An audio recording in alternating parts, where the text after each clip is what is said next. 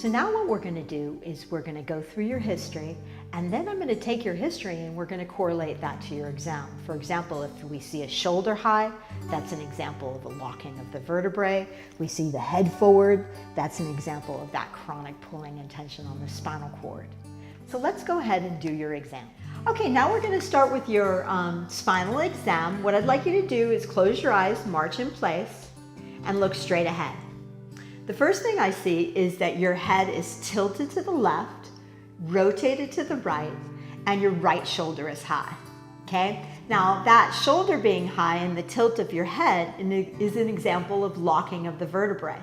So that's an example of an impact that your body didn't recover from, okay? And then we also see a left hip high. Let's have you face this way. Okay, now here's your shoulder and here's your ear. And there's actually about 4 inches forward, okay? With every inch forward of the head, you add 20 pounds to the weight of your head with gravity. And so where you're carrying that stress is right here in your mid-back, and that's where you mentioned you had pain chronically, okay? So with every inch, you add 20 pounds to your approximately 20-pound head, so it's like carrying 100 pound of weight or a 100-pound bowling ball with this one vertebrae all the time. Your head is meant to be right back here over your shoulders and balanced, and that weight being carried in the pelvis where you can carry the weight of the head more effectively. Now with that head being forward, that's indicative of chronic spinal cord tension, because otherwise the head would be right over the shoulders, but your body went into that fight or flight and stayed stuck like that.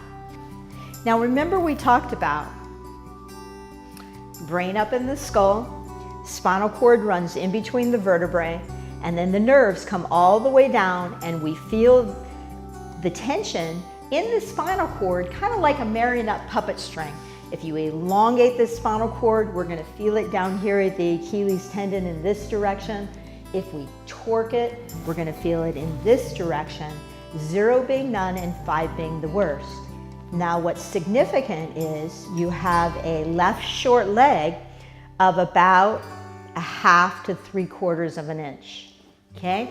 90% of the brain's energy goes to keeping you walking straight. So if you're always walking on that short leg, the brain's energy's got to go to focus to keeping you just walking and balancing. And then the 10% that runs your digestion and all the functioning of the organs, that energy is taken away from, and we start to see the body in that chronic fight or flight, difficulty sleeping at night or getting to sleep, digestive problems, and overall dysfunctioning starting to happen in the body.